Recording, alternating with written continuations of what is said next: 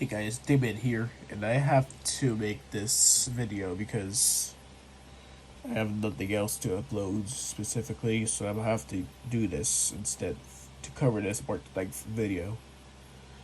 Anyways, from up here, reading an entire story of some horror game that doesn't actually exist. It's just made up. I just made that whole thing up.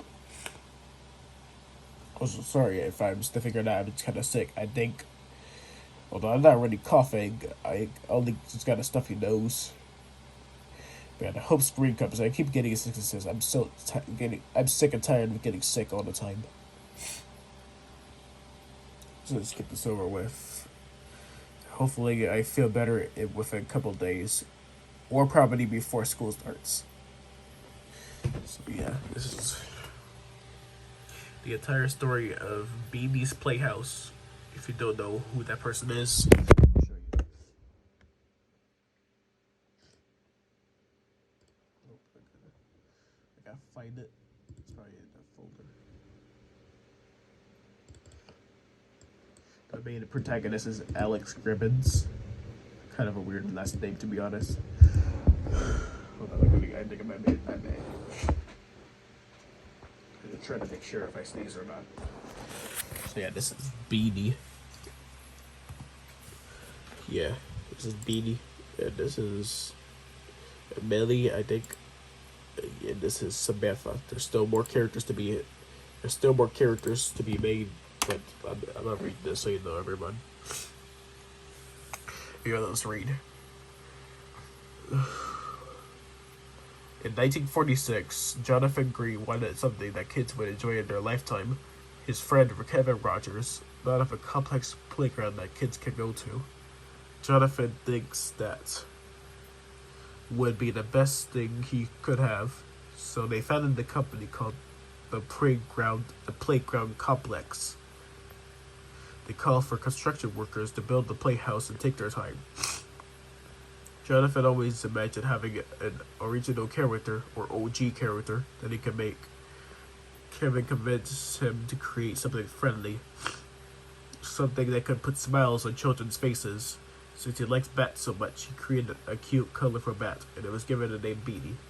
That's the image you saw right there, because that's what John thought. That's what John thought it was cute. Bats aren't necessarily that cute. There's little flag days that use their long fingers to fly around. I heard that somewhere. After he was drawn, he decided to name the playhouse with the bat's name, Beanie's Playhouse Complex. But Kevin thought Beanie wanted some friends, so he asked John if he could draw most of Beanie's friends. John agreed to let him do this. Kevin first drew a moth-like creature named Millie. That's the image you saw right there. Then the sheep named Samantha, other character you just saw. A giraffe named Gerald that's yet to be created. A minecart named Cardi, and a dog named David. There are some characters drawn to like Emily the elephant, Phoebe the flower, Carlos the clown, Samuel the snake, and Polly the pig, because he felt like they wouldn't fit in the name of the house. John did not have a TV show children would watch. It would be named Beanie and Friends, and would include the main characters in every episode. John decided to bring the rejected characters to the show just to make sure what their personalities will be like. In 1952, the Playhouse was finished. It would be open in the summer on June 24th. June 24th. I'm trying to make sure I said it right. Thousands of kids went into Playhouse to have a bunch of fun. They would play games, watch TV, go through tunnels, slide down the slide, etc. The most experienced worker was Alex Gribbins, the main protagonist of this story. She was a happy woman who had a lot of energy and was such kind soul to people. She was always ready for stuff that's prepared for her, and she's a writer for the show. Her best friend and possible love interest is Steve Harrison. He accompanied Alex for all the stuff she was doing and was the announcer for the Playhouse. He was letting her know about how the buildings hold up and what she has to do. She felt like she was at home. How detailed the building came to be. She would never miss out on this experience. However, in 1955, Alex was moving out from Indiana, the state that the house was built, and decided to go to California to see her family and move into another house. The staff were surprised she was going to leave her job now after all the hard work she has ever done. But they come to understand and appreciate all the work she has done. Alex then leaves to get prepared for the move out. After Alex leaves, Jonathan, correct me if I spelled his name wrong, thinks that these characters need a real life. Meaning he wants these characters to come to life. The staff thinks that should be impossible. Or the staff thinks this should be impossible, but it's worth a shot.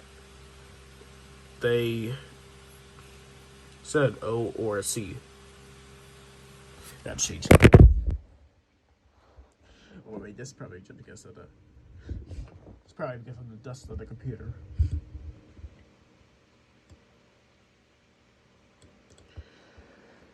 Okay, now I can see it now. I know it was an O for a minute.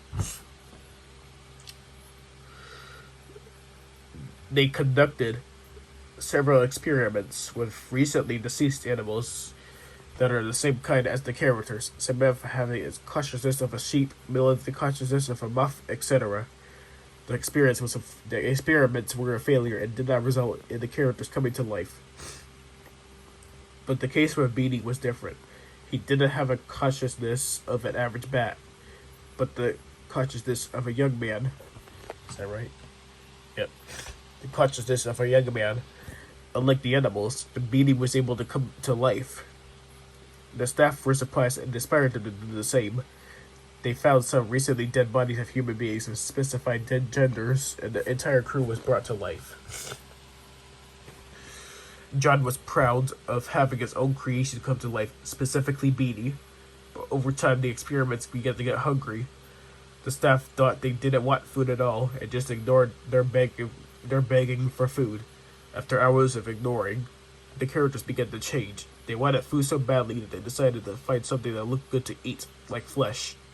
So they started attacking and devouring most of the workers, specifically the ones that ignored them the entire time. Kevin takes notice of this and warns John that the experiments is on the experiments. I gotta change that. That doesn't make sense. Experiments is. I meant. Yeah. Kevin takes notice of this and warns John that the experiments are on a killing rampage. John is not sure if he believes him or not, but he goes to check anyway. Kevin goes to his office to check the cameras. But one of the experiments found him and killed him before he had the chance to turn around. John then notices Beanie right in front of him. John tries to question him about what he's doing in a restricted area, but Beanie kills his creator and eats him due to the fear of starvation, specifically starving to death. After days, the entire Playhouse crew was completely dead, and all that remains is the satisfied experiments. They left some meat for later in case they get hungry again. The rest of them go do their thing, but Beanie has another plan in mind. He decided to create a lethal substance in all states of matter, solid, liquid, gas, and possibly plasma. He took multiple months on it, and he called it the flesh cooker. He uses it to his advantage and uses technology to spread the substance everywhere in the building, and use it in case the creature he sees is suitable for a meal. The people soon came to notice that there are no workers here, and they decided to close the Playhouse down. Inside the house, Beanie noticed a seemingly familiar man named Steve Harrison. He decided not to eat him and took him to the far reaches of the house and locked him there while tied up to a steel chair. Beanie then somehow knew that he was helping Alex before her leaving, so he decided to lure her back here by sending a message on paper to feast on her. In 1961, Alex noticed the letter. It read, "Dear Alex Grimmins, hello, it's been almost 6 years since we last met. I wish I could see you sometime, but I need you. There's a surprise for you at the Playhouse once you once worked at. You'll see it when it's by you. Also find me when you get there. I'm Steve Harrison." She is surprised that he cares about her and wants her to come back for a visit. She decides to go back to Indiana without her things and go to the house. Once she arrives, it looks empty inside. She then tries to remind Steve that she's here and be exploring around for anything she can find. She completes several tasks until she encounters Beanie. She gets easily startled and runs away. She then fell to the deep floors of the Playhouse and tries to find a way out. After doing everything, she once again comes across Beanie and as he attacks Alice, not killing her but knocking her out. Suddenly, there was an unlikely ally that fights against Beanie and carries Alex to a safer place. After Alex wakes up, she comes face to face with David the dog, explaining the scenarios of what happened in the Playhouse many years ago. Alex realized her clothes are not on her anymore. Kind of weird, not gonna lie. Not Faven.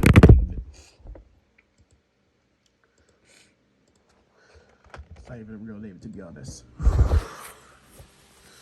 David explains that Beanie created a substance that could fry up a human, and the reason why he took her clothes away is because it would expose her entire body and she would become full food.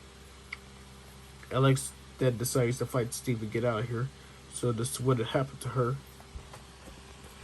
David teams up with her and explores different floors solving problems.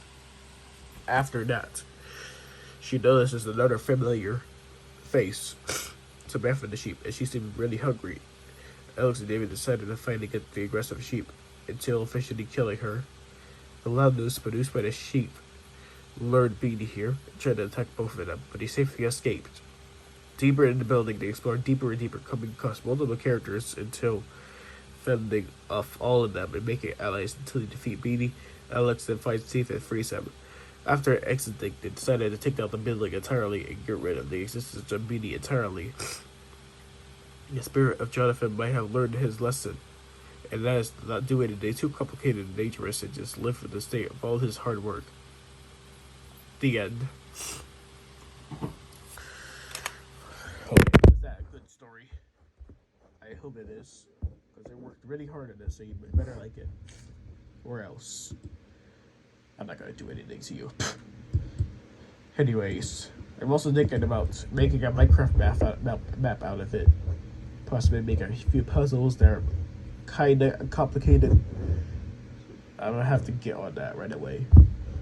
Anyways, maybe my sickness will go away in a few days, or probably before school starts in one day. So yeah, see you guys later. Goodbye.